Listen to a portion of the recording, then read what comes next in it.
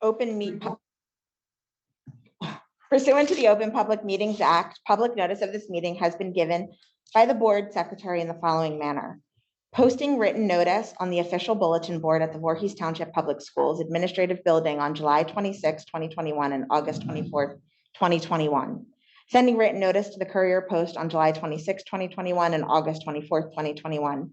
Filling written notice with the clerk of Voorhees Township on July 26, 2021 and August 24, 2021, and posting on the Voorhees Township website on July 26, 2021 and August 24, 2021. Please rise for the Pledge of Allegiance and please remain standing after the pledge for an announcement. I pledge allegiance to the flag of the United States of America and to the republic for which it stands, one nation, under God, indivisible, with liberty and justice for all. Our community has unfortunately experienced a tragic loss of a former VMS student, Catherine Kellerman. Catherine graduated VMS in 2014 and was an active member of our community. The Kellerman family is in our thoughts and prayers during this incredibly difficult time. Please join me in a moment of silence as we remember Catherine.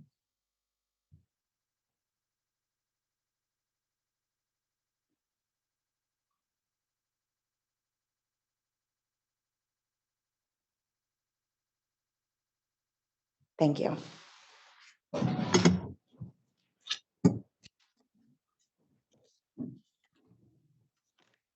Ms. Haley, will you please do the roll call?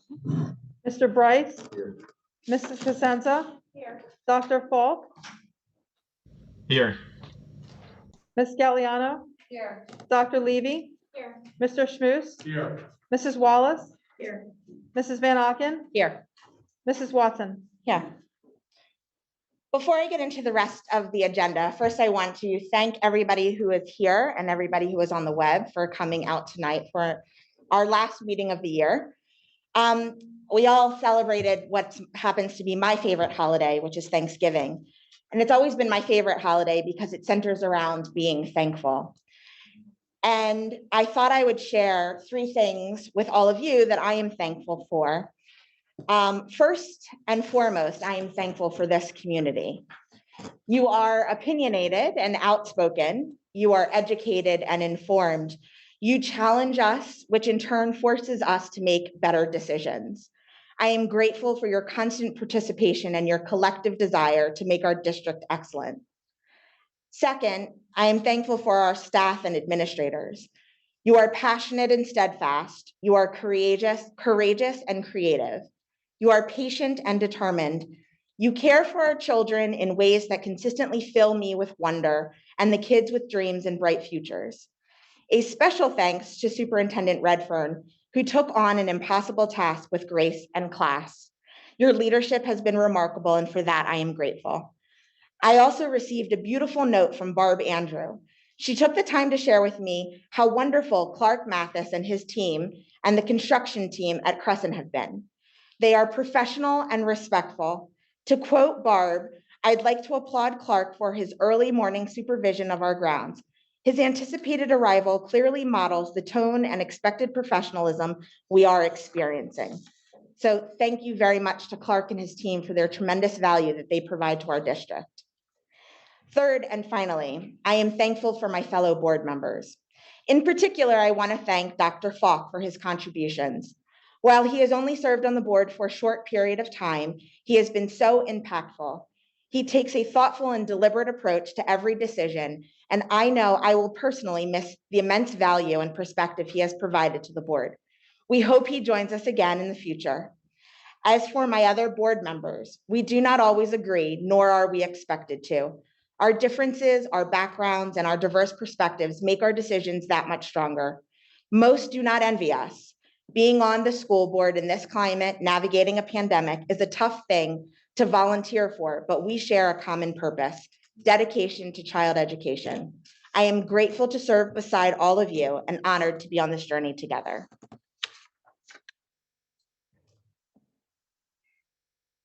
Can I get a motion to approve the minutes of the October 27th, 2021 meeting as shown in the attachment? I'll move that. Second.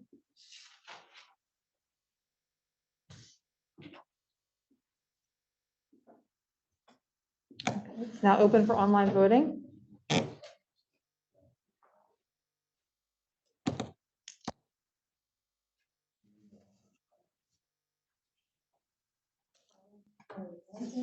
Saying my server's lost. I'm sorry? It's coming up that the server has been lost on my iPad. Oh, can you help her, please? Thank you.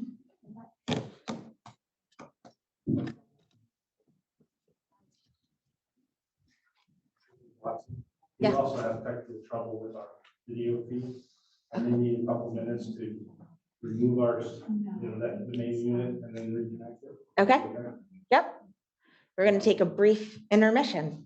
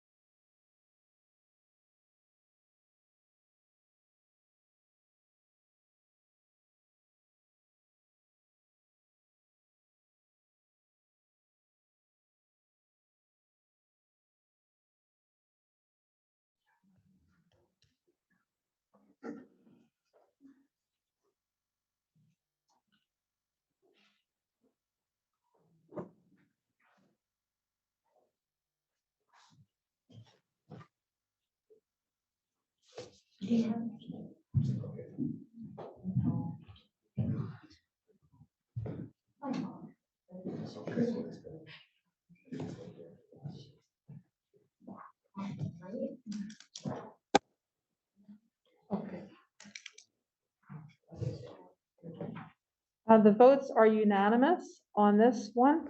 I have to do one thing because Ms. Galliano wants to change her vote and this will not let me save it. So I'm going to remove all the votes. And let's just see here. That's okay. We're going to take the vote again. Do you mind just going in and re-entering your votes again, please?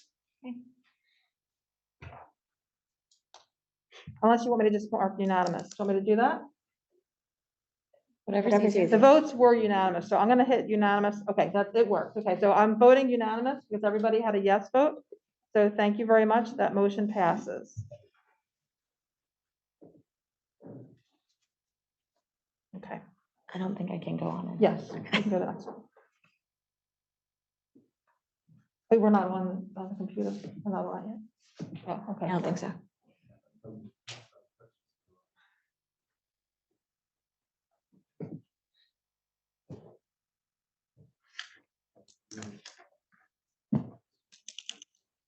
Oh, I can mention that when we come back.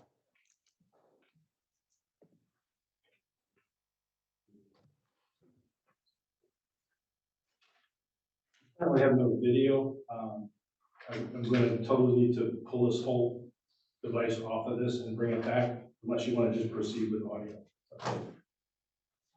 I think we can proceed with audio. Does anybody have a objection?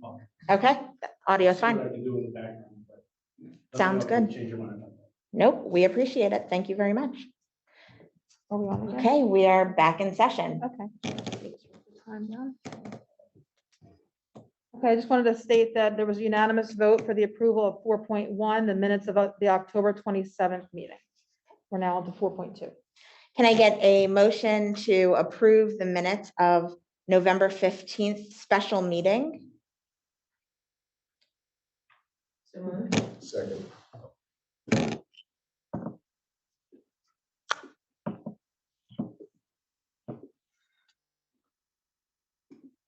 Okay, online voting is now available.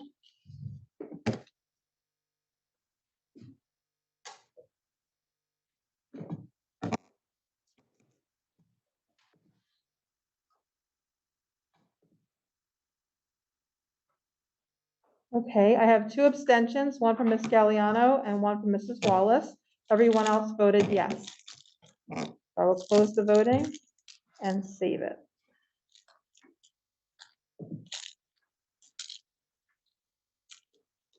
Am I ready to go? Yeah. Okay. Under information items, fire drills and safety drills are shown, can be found on the website, but are also shown on the attachments.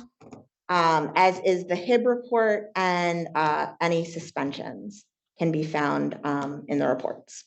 No items under communications, board secretary report. Under my report, we have the November 2nd, 2021 official election results.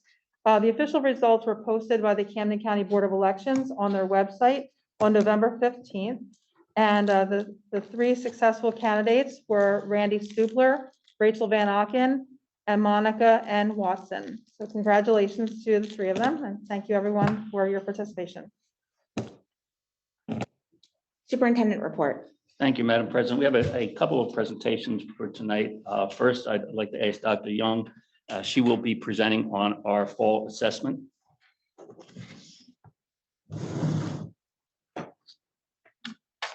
Everyone.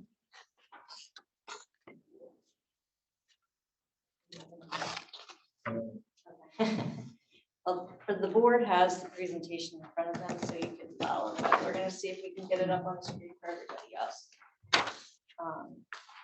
If not, I will do my best to elaborate so that the audience has the information as well. But anybody that wants further clarification can always contact me. Oh, there we go. It's up. All right, perfect. So you can go to the next slide. Okay. So in September and in October, we administered the iReady diagnostic assessment that you've been familiar with previously. The difference this year was that we extended the assessment to middle school. So this is the first year that middle school students took the iReady assessment. In addition, in October, we administered the Start Strong assessment, which is the New Jersey Department of Ed's requirement for standardized testing. Since they did not test in the spring last year, they were required, and school districts were required to give the Start Strong assessment in the beginning of the school year. However, that assessment was only for students in grades 4 through 8. And they were assessed in reading and math, just like iReady, with the exception of 6th grade, which they took the reading, math, and science assessment. So iReady, the information that I'll present tonight, it provides you with a more of a longitudinal look at how students have done across the years. And additionally, the iReady company provides us with historical data. So I think that's really going to be important as we move forward. The Start Strong assessment is a great assessment just to get a quick snapshot of how our students were doing. And it really was intended to give teachers just some quick information of how the students were faring as they entered into the next grade level. So the teachers could see who needed more support compared to others. The Start Strong assessment, though, was only 10 questions, and the students took about 45 to 60 minutes to do each of those assessments. So, like I said, it's a quick snapshot, and we don't have longitudinal data, so it's not something that we really can compare year to year yet. So keep that in mind as we go throughout the presentation. So on the next slide, you can see that 60% of our students in the district need less support. So that's a good number. Some support were 22%, and then strong support were 18% of our students, and that was literacy. Math, you can see that more of our students need support in math. So, but still, the majority of our students either needed less support or some support, with 30% needing strong support. And then the science results in 6th grade were pretty similar. Can you explain what less support, some support, and strong support mean? Yeah, so it's really just telling the teachers that, you know, the kids that are showing that they need strong support are the ones that probably have the most learning gaps. But they didn't really quantify that for us. They just gave us those categories. But when the parents get the report, it will break it down for the parents to show like what areas they had strengths in and which areas they had weaknesses in. Okay, this is just kind of an overall picture. So it's not specific to the amount of support that they were given during the assessment. It was based on how they did. Oh, yes. how Okay, they got fared. it. Yes, Yeah, how they so they're fared. saying like in literacy, this number of kids are probably gonna need more support than the other kids. And is it typical or what you expected with it being kind of a third, a third, a Well, third? That's the thing, like, we don't have that data. Because we don't have historical data. Right, so we haven't ever given the test before, and the state did administer the test if you chose to last year, but they didn't provide us with any of that data. Mm. So we don't really have anything to compare it to, which is why I kind of prefer the iReady data, because it shows us year to year, and I can go back with the literacy and look and see what we did pre-pandemic and what we're doing now, Mhm. and I'll show you that as we go along. And then, so you can kind of see by grade level, the breakdown on the next slide. And it's pretty similar. There's not a whole lot of discrepancies by grade level. When will the parents receive this report? You know what, that's a good question. And I started questioning myself, like, are they giving us the report? But they're supposed to be sending us reports that we send home to the parents. They said late fall. So I would say that it should be fairly soon, yeah. And then you can see the same for the math results. There really wasn't a huge discrepancy by grade level. It's pretty much the same as you go across. And then the next slide is the science results, and science is only one grade, so it's kind of hard to get a feel for overall how we were doing. And then the next page, you're going to see the literacy subgroup data. So we always have to report out to the public the subgroup information, and so we do it by ethnicity, we do it by socioeconomic status, and by their special needs. Okay, so all of that data is provided here for you. What you have to kind of keep in mind here too is that some kids fall into multiple categories, right? So you could be in the Caucasian category, and then you also might be a student with a IEP, and you could also be economically disadvantaged. Okay, so sometimes it's hard to get a feel for those percentages, because more than one student could be in more than one category. But clearly you can see that there are some gaps when we look at it by ethnicity, and then as we go further into the reports, when you keep flipping through, you'll see that's the case in math. And the same thing with science. And then literacy as well. You can see that our students who had IEPs and our 504 kids did actually pretty well, but our kids that had an IEP didn't fare as well as the other students. And that's typically something that we see, because typically our students with IEPs need more support than our other developing students. So all of that you can certainly spend some time digesting later on, and if anybody has any questions, I can certainly provide that information. Dr. Young, just Yes. in this, I'm not sure you even have an answer to this, but just really taking a quick look at this and thinking, looking at like for example, the Hispanic or Latino population, in their math results, it's almost exactly opposite of what their literacy results are. You know, where they needed a lot of strong support in math and less so in literacy. Are we doing any kind of identifying why that might be? Yeah, I think that you're going to see across the board, regardless of the subgroup, our students fared better in literacy than they did in math. And that's not something that's unique to Voorhees. It's a trend in nationally. Math scores are lower than the literacy scores.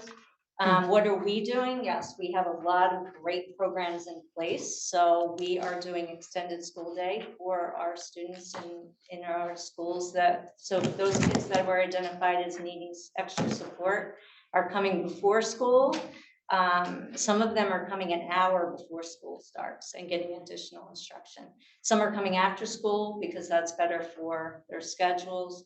We are going to, after this marking period, have a homework helpline for our middle school math students. So any student who has trouble with their math can call or can go onto the Google Meet, and there'll be teachers manning that on Tuesday, Wednesday, and Thursday night. And then just within our school day, we have a basic skills program that runs, and we also have, of course, special classes, whether it be resource or self-contained for our special ed kids. Are we getting good, not feedback, but are we getting good participation for the morning and We the are. afternoon supports? Okay, good. Yes, we are. Good. Yeah, and so the good thing will be that now that we have those programs running, when we give the iReady assessment again in January, we'll be able to see the progress that they're making. We also ran really good summer programs, Yeah. and then we had a great participation there. And I'm going to show you with the iReady results that had an impact. I love the homework help. I mean, kudos and thanks to the teachers who are manning those and for the idea. It's a great support, not only for kids, but also for the parents. I can definitely feel that pain, yes. Do you know if the families get to choose what's a little more amenable for their schedule as far as the morning extra help or the afternoon extra help? Yeah, so we have, in most situations, there's morning and an after school help.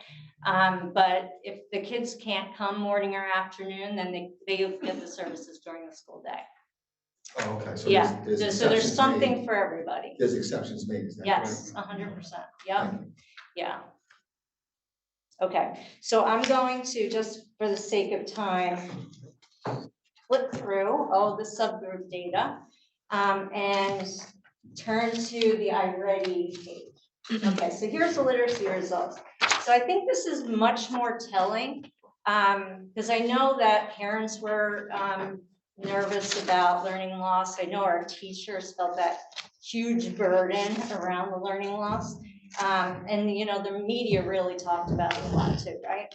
So when we look at it though, what we're able to do with our literacy results is compare our school with national data to see where we fall. And then we can also look at the historical national norms from 1819, and that's pre-pandemic. And when we look at that, you can see our kids are faring really, really well. Okay, so with strong, you might see those percentages and it looks low in certain areas, but we didn't have anything to compare it to. It might have always looked that way, right? Or it could have been better, we don't know. But with iReady, we know that we have that data and our kids are doing really well. And when we met with iReady, they spend a lot of time with us and they met with our administrators as well. And they're seeing that there wasn't as much learning loss as people thought there was. And especially in Voorhees, we kept the kids going even though they were on screen. They were live with their teachers. So I think it had an impact. So you can see that 7% of our kids are starting off the year on or above grade level. 21% are at mid-grade level. So that means the grade that they're in, they're already halfway through the curriculum, right? Where do we want our kids to be? We want them to be at that yellow mark. 34% of our kids are at that yellow mark. 10% were 2 grade levels below, and 8% 3 or more grade levels below. Now, historically, and when we look at the national data, we're above where most of the other school districts were. Actually, what's interesting to me, and we'll get into this more, is that I see a drop at the top too. In some cases, more kids drop from the top than the bottom. And so I think that's just a function of we're trying to make sure that the kids were getting what they needed. And it was really hard to differentiate instruction and challenge the kids while On we Zoom. were trying to, talk to the kids on the computer and the kids in the classroom. There's a lot to jump. But to me, those kids are gonna be fine. They're gonna jump back up there. So that's good news.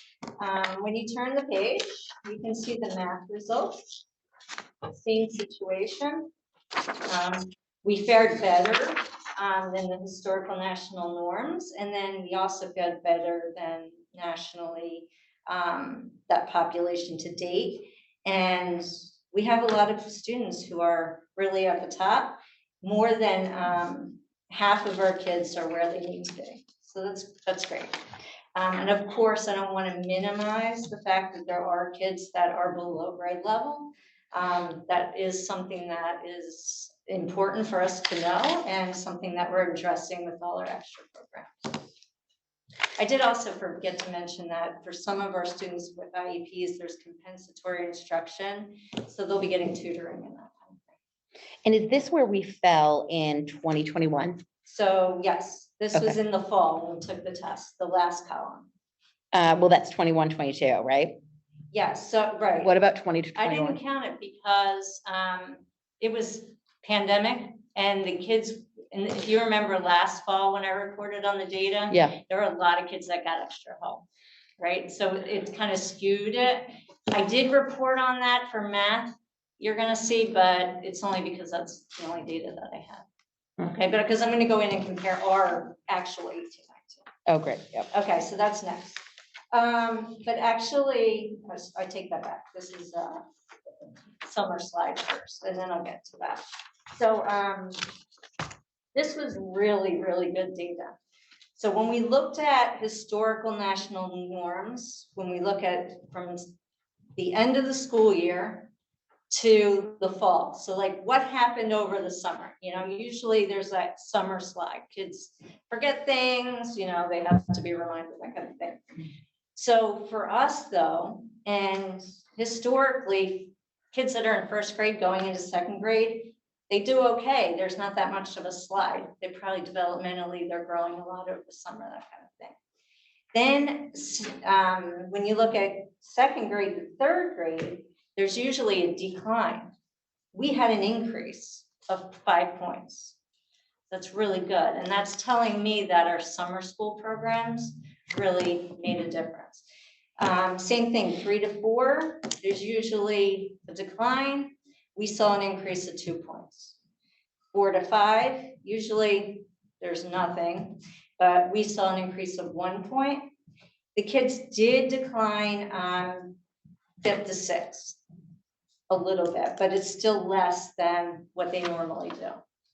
So those numbers are really, really positive, and I was excited to see that. And kudos to our teachers that work this summer, especially for the teachers that work this summer after everything they went through, and they still spent their summer with us. So it really had a positive impact, and it's good to see.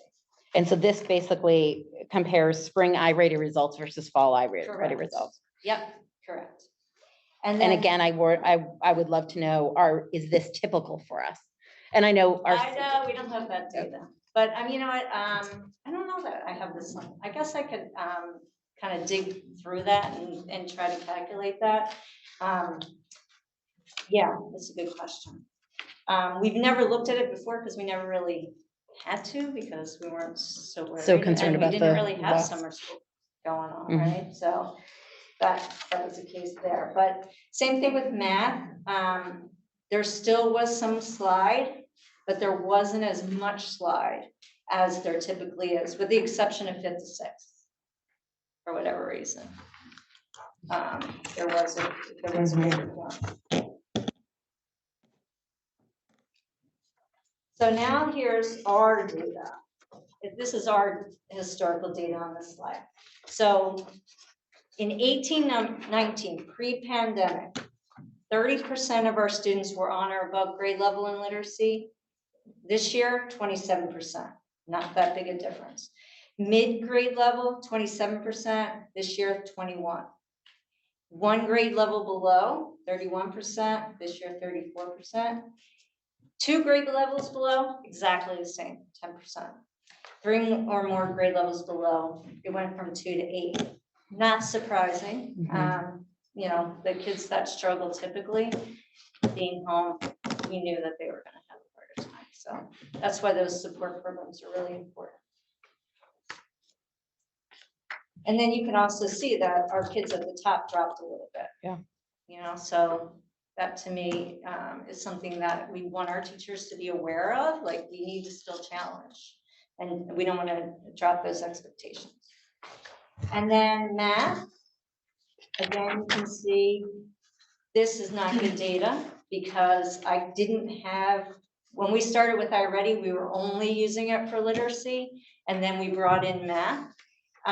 So we didn't have that data. And last year when the kids took it, they had that help in the beginning of the year. So our data was a little skewed. So now I'll be able to though take this information, and when they take it again in January, I'll be able to report back to you and say, okay, this is what they look like in January this year. This is what it was last year. And I'll give you more of a picture of how our kids are faring. I also will be able to take a look at our students who are getting the extended school day, that are in that extended school day program, in our after school program, and let you know what progress they've made as well. Okay. And parents will get a detailed report at conference time, so they'll be able to see exactly where their student strengths are and where their weaknesses are, and they'll be able to support their children at home, which I'm sure they did a lot of previously, so they're more experts in the field at home helping their kids as well, so it's good news. Any questions? Do we have a general concern about the disparity between literacy and math? The math numbers across the board Sure. are much poorer. Yes. Are we looking at our curriculum? Are we trying to assess all the various different reasons why math seems to be so incredibly lower than literacy? Yeah, definitely something that we look at all the time. Now that we have iReady in math, I think that that's a good start because it gives us an idea of what skills students are weaker in, and we can then compare it to our curriculum to see, like, what are we teaching? What are we missing out on? A lot of times we're seeing that the kids are lower in that geometry measurement area. And some of that is due to the fact that that's what gets taught last typically. So, you know, talking to our teachers about making sure you're infusing some of that as you go along in the school year so that you're not waiting till the last months to kind of hit that, those skills. But yes, we're looking at it all the time. Are we looking at our math program? The math program, yeah, I mean, we have the Envision program, we have for a number of years. It's something that we will definitely be looking at in the near future. Social studies is our focus right now, as far as new textbook series goes.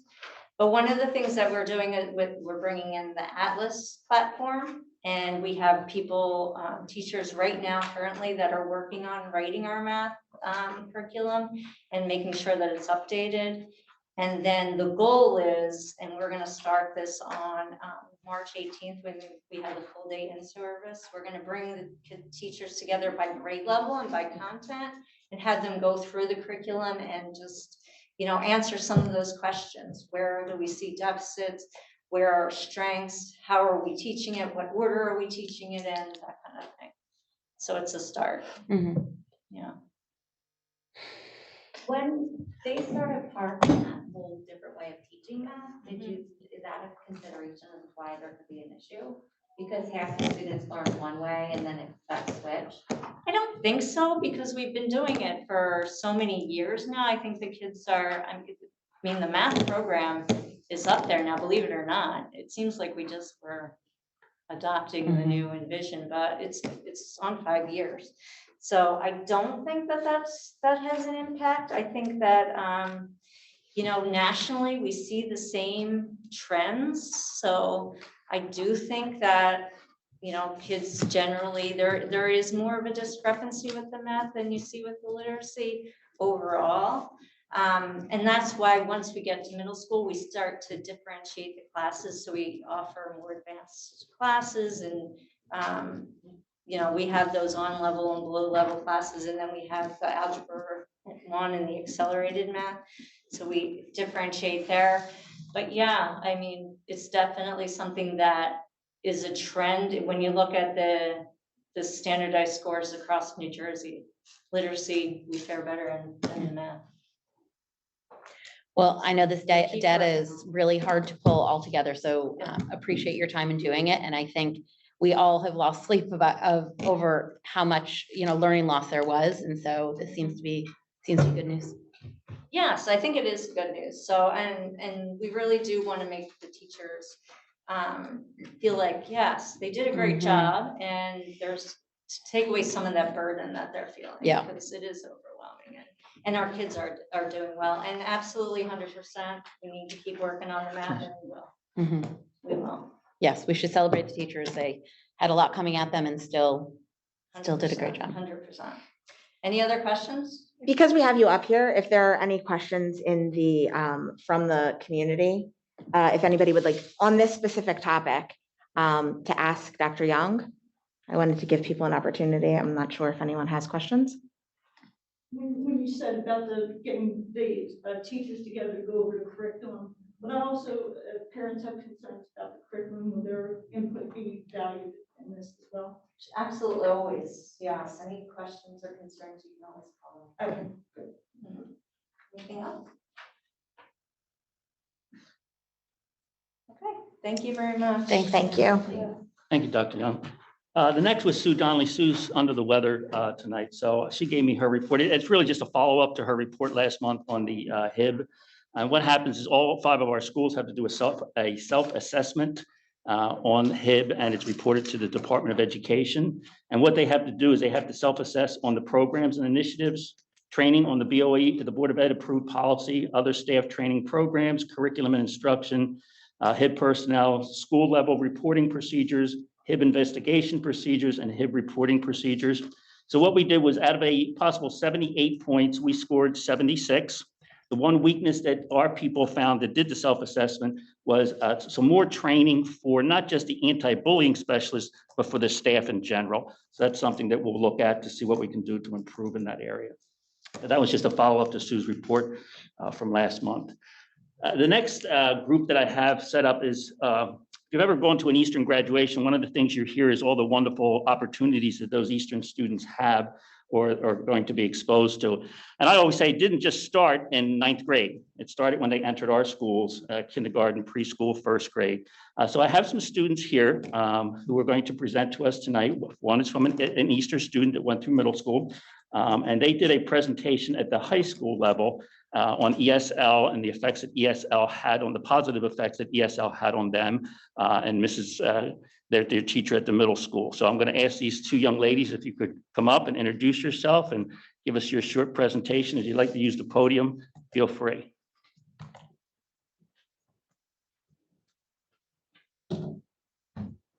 So hello, my name is Elia Peliwan, and I arrived to the United States in 2017. And I'm a senior at Eastern Regional High School, and I went to EMS during 8th grade, and I was in ESL. Hi, I'm Sabria. I'm a junior at Cherry Hill High School East, and I'm a 2nd generation student we also work together. Jody Powell is a private researcher who unfortunately couldn't join us today, but she also helped us in our research journey. And unfortunately today, due to technical limitations, we aren't able to present our slides as we had hoped for. So we're just going to try to explain it as best as we can. And from the start, we apologize for the inconvenience. So our main goal for this research was kind of like explore the stress and confusion that newly arrived immigrant students face. And we mostly wanted to focus on Turkish immigrants since we are both Turkish and we have more experience in area that we can reach. And New Jersey and New York has lots of Turkish immigrants. So first, our questions were, what is the role of different characteristics such as age, preparation time, migration, and time in ESL instruction, and parent English proficiency on reported anxiety among 1st-generation Turkish youth who recently immigrated to the United States? And how does reported anxiety in 1st generation shape what they think about their future, like plan for their future and their education and career and hopes? And for our method was for this research was for to do a literature review, which took a couple of months. We read about refugee youth, language accusations, and stress and migrations. Then we did interviews with experts such as our ESL teachers and with child psychiatrists and such. And then we conducted an e-survey with 30 refugee youth. And after that, we picked some of our responders and we had a follow-up interviews with them. So to go into our specific study criteria, we wanted to look into first-generation migrants who were born in Turkey and had emigrated to the US in the past 5 to 7 years, and were currently living in the United States with one or more parents and are currently enrolled in high school or college in the United States. And from our criteria, 80 and our complete respondents, 86% of them were female, with 83% coming from Turkey. And 75.9% of our respondents moved due to political persecution, and 83% participated in ESL for an average of 14 months. So to continue on to some of our notable findings, we learned that 41.7% of our participants' parents knew very little English, and our research overall did not suggest a relationship between parent English and overall stress levels between these students. And 67% of our respondents who had very little to no notice prior to migrating, around less than a month, had moderate to severe anxiety. And overall, between all of our respondents, 23.3% of our respondents had severe anxiety. And this we saw as very crucial, as in America, only 8.7% of US parents report that their child aged 5 to 17 years old had daily feelings of worry, nervousness, or anxiety, according to the National Center for Health Statistics. So to continue on about our findings, 34% of our sample had sought out to someone to talk about stress, anxiety, depression, PTSD, or other mental health changes. However, in contrast, we also noticed that 28% of our youth in our sample feel stressed but have not reached out to anyone for help. So now I would like to discuss about the usefulness of interviews with the responders. So we conducted e-surveys, so we weren't able to be with them while they were taking the survey, and we didn't really know how they interpreted our questions. So while we were having the interviews, which lasted from 15 minutes to an hour, we were able to see their reactions, and they actually had, like, we picked quotes we were gonna share, but so overall, 89.7% of our responders agree or strongly agree with a bright future here in the United States. But they first had worries about their life in Turkey or their previous home countries and life in the United States in terms of adaptation or other stuff, or opening up to a new perspective. So one of our responders said that she felt like she was in a box when she was in Turkey. And when she moved here, she had to face with all of this diversity. And at start, she was feeling embarrassed about her English. And another responder said that she was feeling embarrassed about her English and had a hard time connecting with other people. But in ESL classes, she felt really comfortable and she was able to connect with her teacher and her friends. So we understood that ESL had a huge impact on our ESL students. So from the personal experience, I also believe the same way. And we also from the interviews, we realized that the worries they have in here are mostly about their career and future education instead of security or their other family issues. So in conclusion, we saw that the less time to prepare for prior to migration is associated with stress and anxiety, and 2/3 of our respondents had a little notice, which is less than a month, and prior to migrating. So we reported moderate and severe anxiety, as Sabria mentioned. And we didn't have an observation and correlation between the family characteristics such as income, employment and language ability, and their anxiety and stress. So it's mostly about their school or education or future plans. So they experience stress, but they are giving a high importance on education. So overall, we believe that ESL has a huge impact on their adaptation process in the United States. And for that, Sabria also has a club in her school about ESL to connect ESL students with other students. And I'm also preparing to open a club at Eastern Regional High School to connect them with the other students here at Eastern. So in terms of communication, maybe sharing their stories. So that would be it from us. Thank you so much. Mhm. Thank you. That was Wonderful. really important. Thank you, ladies. Thank you for reaching out to us. And I know your ESL teacher from middle school is here to hear you on. Thank you. Can I just say something? Sure. So I'm Dr. Mariel Fitzpatrick. I teach ESL at Voorhees Middle and at Signal Hill. And I had the pleasure of teaching Aaliyah when she first arrived here from Turkey. And I just want to say how proud I am of her and her research partner. So I also teach in the undergraduate and graduate programs at Brown University.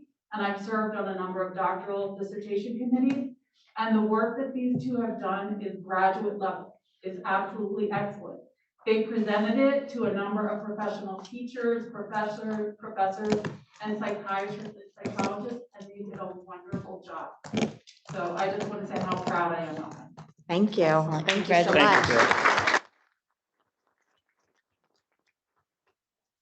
Thank you very much.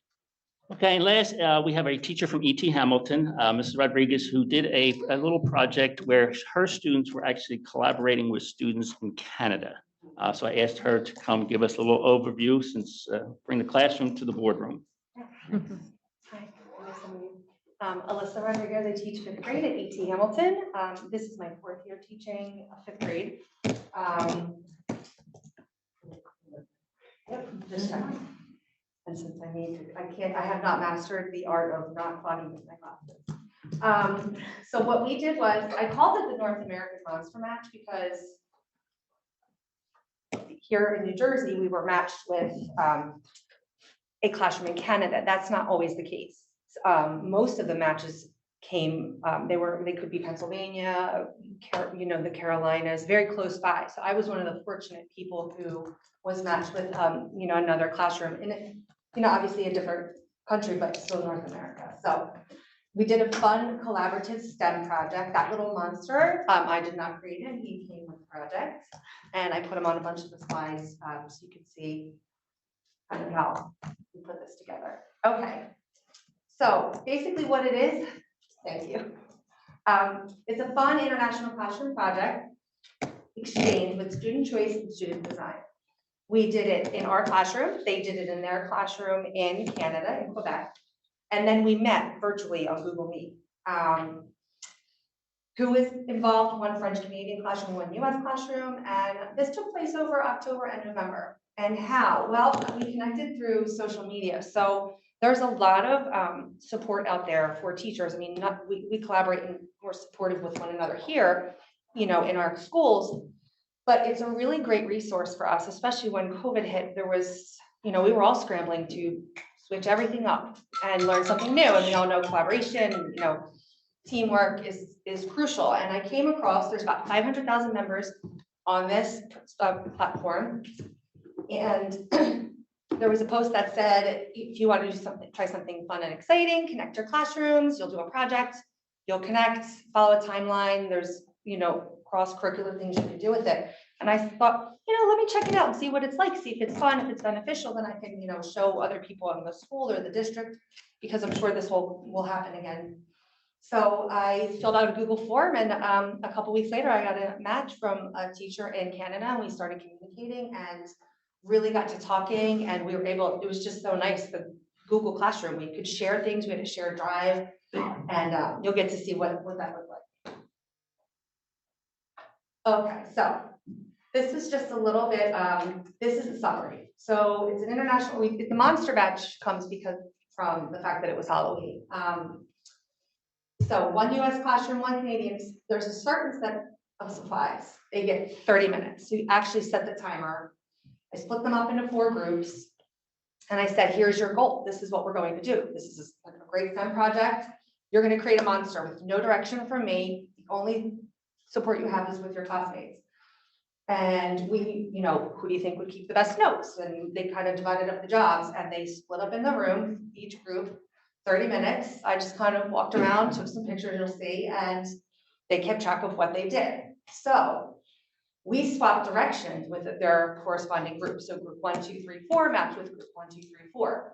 They were able to ask 3 clarifying questions, like, did you mean this? Should I do this color? What side does this part go on? Like really creative questions.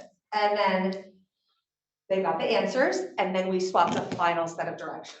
And they basically had to recreate their respective monsters without ever seeing a picture. So it's, using, all of your senses and your processing and speaking with your classmates. And then I brought it into, we actually had to do a descriptive story in reading that week so that we used this for our writing piece, which was great. So they wrote about the monster, they named their monster, it was really cute. And then, they shared with each other. Okay, I'm not going to go over this, but that was our direction. That Google slide came to me exactly that way. Here's what your project is. This is what you're going to need to gather together. Okay, so here's the fun. If you look, those are the 4 groups. And at the top, those are our original monsters, coupled with, all of them are there. I put them all together. So, and you'll be able to see on the Google Meet, you can actually see some of them side by side to see just how close they were, which was really great. But you can see the kids on the ground, all with the same set of supplies, really engaged with one another. I mean, there was not one problem, nothing. They just worked beautifully together and they were keeping notes and just the teamwork was amazing. Okay, so that's just a quick example of one of my groups, and that's how they set up their directions. I let them choose, how would you like to read these directions? So they put them in number order. I love a good bullet point list, so I was like, I could follow this. And then another group listed the supplies and then wrote it in paragraph form. So that's how they felt it would be better to be received, okay? Now, this was the best part. We did the 30-minute creation, 30-minute recreation. Didn't take a whole lot of time, but then we set up a Google Meet with our class in Canada, and you can just, you can kind of, they're masked, but you can kind of just see the excitement. They had a blast. So the kids in the screen actually were holding up their monster. So group 1 held up group 1's monster and they compared and talked about the differences. And they were like, wow, that looks so much alike. That's so cool. What did you think was hard? And then we let the groups kind of talk for a couple of minutes. And then I think there's one more. Then when we finished with the group presentation, we let them talk to one another. So they raised their hands. You can see like, they're all on the screen talking to us, they're waving. They were asking questions. What's the weather like there? What's your favorite sport? What do you guys like to eat? Because they are bilingual French and English speaking students from Canada, and their life is very, very different. Even just measurement, they used the metric system, which we'll be learning soon. They've had it before, but just that kind of thing just really kind of stuck out as, wow, kids do really, they're not that far away, but it's very different. Their school day is set up differently. They do French in the morning, English in the afternoon, so the kids were just fascinated. We had to cut them off. We were like, okay, they're going home, they're getting dismissed. We've got to let them go. They just, the engagement level, and the teacher and I just facilitated. So it was really great. So what I did was I collected some information, just a real quick Google form. This is one of the examples. Monster Match program was fun and challenging. You can see the different, luckily just a grade didn't even register, so small, but it says 70% of my students found the project fun and challenging, which I would call successful because 5th grade. It can be tough to make happy. We were able to recreate a similar monster following the written directions shared with us from our partner class. 72% of my students felt that they could create something similar. Of course, not exact, but very similar. Okay. This part was really great. I asked them for open-ended questions. Tell me something you specifically learned. And you can see the differences. These are just like, I just picked a couple highlights. I like challenges. Teamwork is really important. Directions and details are important. It's hard to correctly right, and follow exact directions. Working as a team gets work done faster. You can see stuff can be fun, even when you work with people really far away. So it was really, the teamwork and the collaboration kind of is the driving message here. And they actually asked if we could continue working with this class for the rest of the year. Both classes asked, and we're gonna try to incorporate more, interviewing each other, writing, listening to them speak French, that kind of thing. I don't know, it just turned out to be bigger and better than I thought it would be, and they really, really enjoyed it. The parents were very receptive. It was very successful. So I took a chance and it worked out. So that's my email. If anybody wants a copy of the presentation, if you guys have any questions now for me. This is fantastic. Yeah. This was super excited. Yeah, it doesn't surprise me because Mr. Rodriguez is a very good teacher. I love it. Great job. Yeah, and it's nice to just bring it together, with everybody somewhere else. I think the message is we all kind of, especially with what we've been through, we all need to reach out and feel connected, and we're kind of limited in that these days. And I felt like this project just made them feel like they were part of something else because they're just so, limited in what they can do. So I really enjoyed it. So thanks for having me. Yeah, thank you. Thank you for Thank you. coming. Thank you. Thank you for joining us.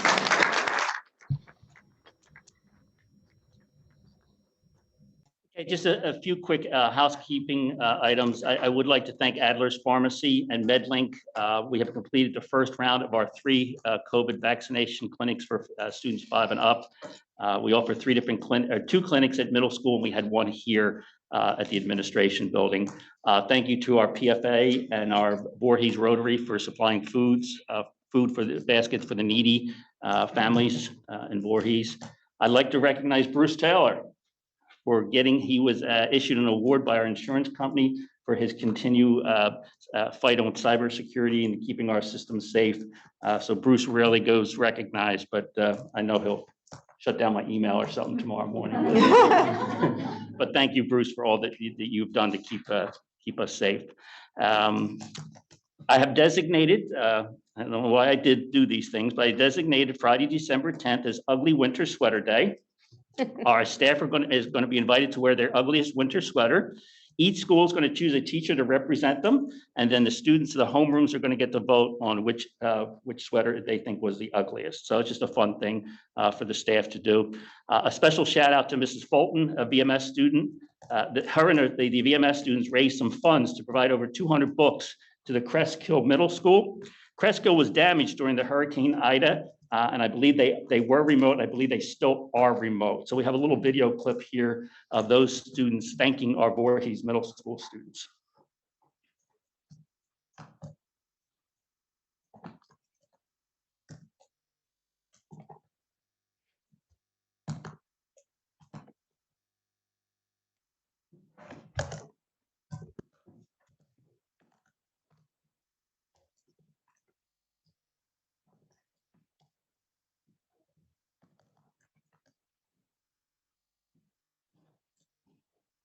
Sorry.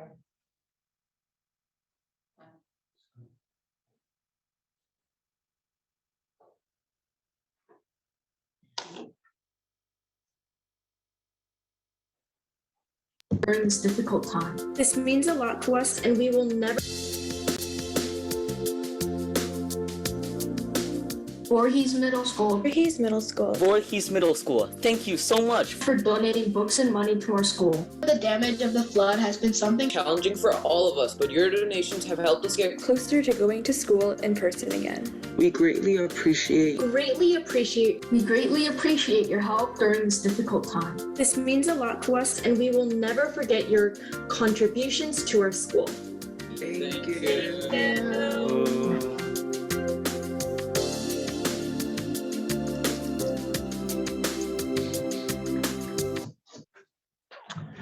Okay, just like I said, if you like our Facebook page, we put a lot of our amazing lessons that our teachers are doing up there. It's just another example. And finally, I would like to piggyback on what Mrs. Watson commented earlier today about Dr. Falk. On behalf of the staff and the students, I'd like to thank him for his time and his efforts especially over the last 20 months. We relied heavily on his expertise and his calm demeanor. And if I ever have to have surgery, doctor, and be put under, I want your voice to be the last one that I hear. So thank you on behalf of all the students and the staff. That's all I have, Madam President. Thank you so much. Thank you to the students and to Ms. Rodriguez.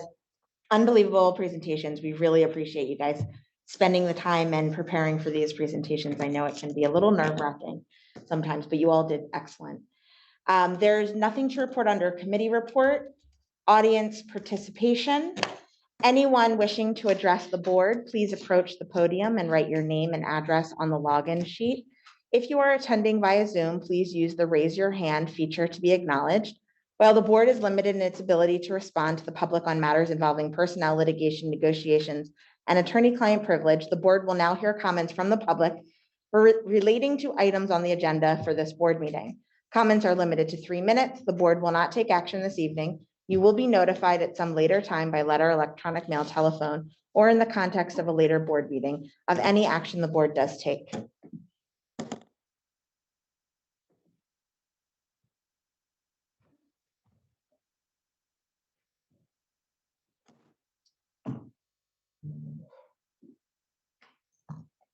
Board comments. Yes. Sure. I too wanted to thank Scott as well for his service to the community. I'd also like to thank him just for being so level-headed, patient, and a kind person to work with, for always showing respect to me and also my fellow board members. I too would like to thank Rodriguez and the ladies for their presentation. In Voorhees, we are very committed and proud to be a very diverse community. So I think they, the research that you have done and also what Ms. Rodriguez has done as far as with her students and students in Canada is really, really something you should be proud of. So thank you. Any other board comments? Yeah, I would like to take a moment just to thank the entire community for the opportunity to serve. It has been a tremendous pleasure to work with everybody on the board, with Acting Superintendent Redfern, and really to get to know and understand the community and our education system better. So this has been a tremendous opportunity. You know, as much as I contributed, I got a ton more out of it. And I wanted to, again, offer my heartfelt thanks to the entire community for this opportunity.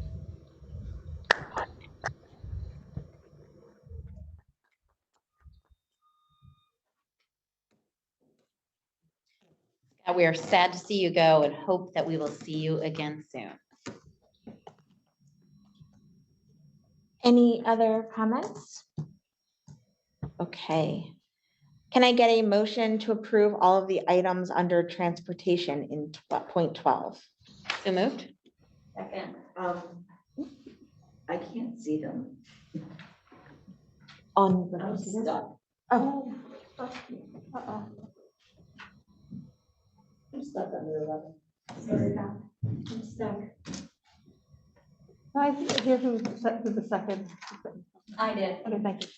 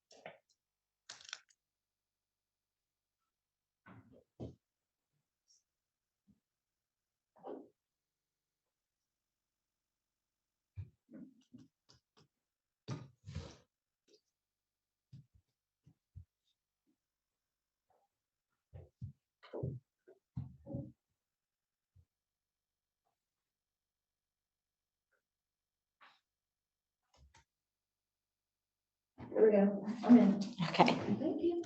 No problem. Okay, I'm opening that motion up for online voting, the transportation motion. And okay, I just want to make sure nobody has any comments or questions related to transportation before we vote. Okay.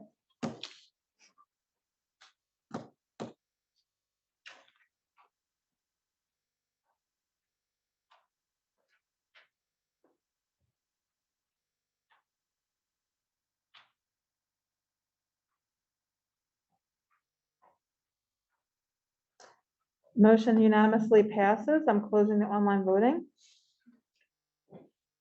Can I get a motion to approve all of the items under 13 for policy? So Second. Jason and Dawn. Okay, thank you. Any board questions or comments? Opening the online voting.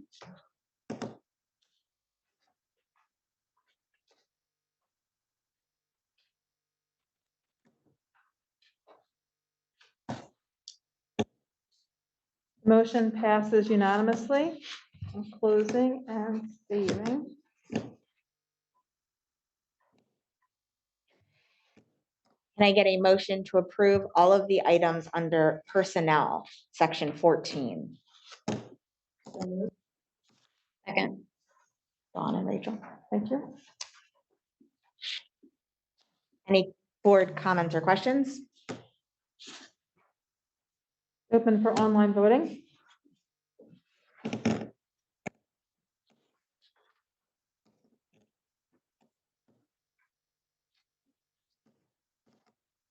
The motion passes unanimously. Closing and saving. Thank you. There are no items under deferred action. Can I get a motion to approve all of the items under new business, section 16? Second. Dawn and Dana. Thank you. Any board comments or questions? I'm opening it for online voting.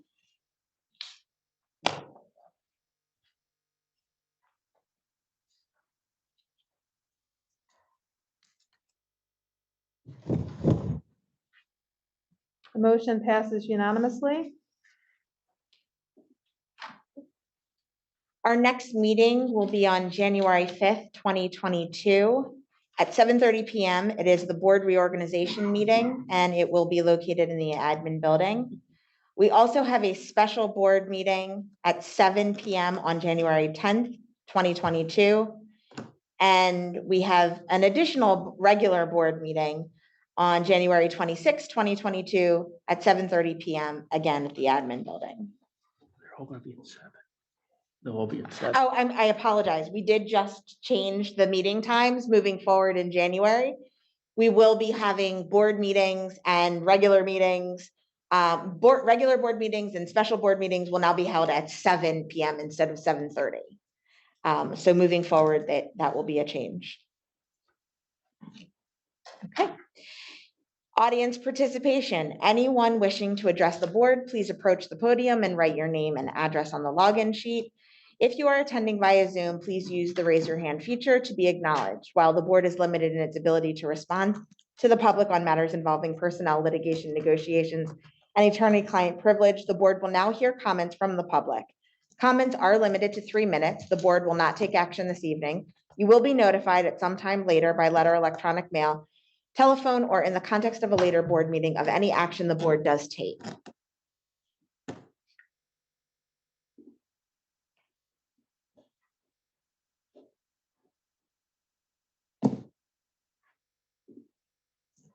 I see no comments. Just want to make sure.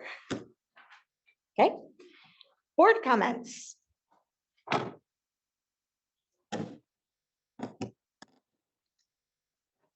Okay, moving on. Can I get a motion to approve all the items under finance, section 20?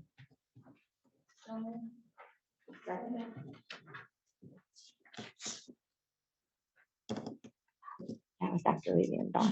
Thank you. Yeah, opening up for online voting. Does anybody have any questions or comments?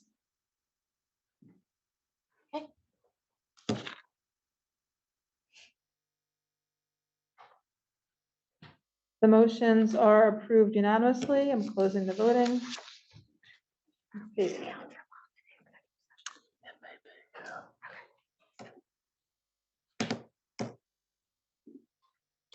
Can I get a motion to adjourn to executive session? So moved.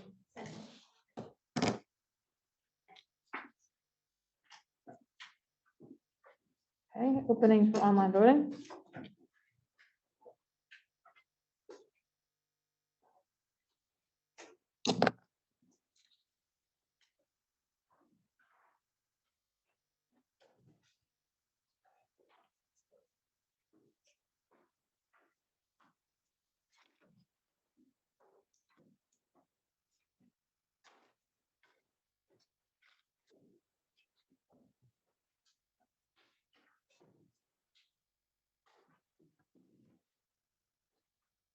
Motion approved unanimously. Oh, darn it. Okay, I have to read this anyway. Be it resolved that pursuant to Section 8 of the Open Public Meetings Act, the public shall be excluded from that portion of the meeting involving discussion of a matter involving the purchase, lease, or acquisition of real property with public funds, the setting of banking rates or investment of public funds, where it could adversely affect the public interest if discussion of such matters were disclosed, and personnel. Further resolved that the discussion of such matter in executive session can be disclosed to the public at such time as the board takes formal action. Further resolved that the board may be in executive session for more than 30 minutes. Action may be taken upon return to public session.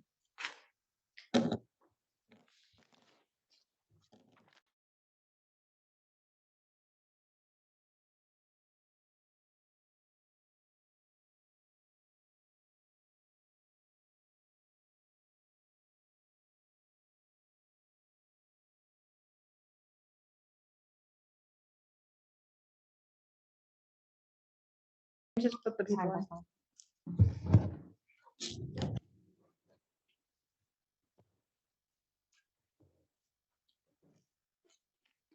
Okay, I'm voting unanimous to come back into open. Okay, got it. And can I get a motion to adjourn the meeting? Thank you. Meeting adjourned. Unanimous. Everybody have a good holiday. You too.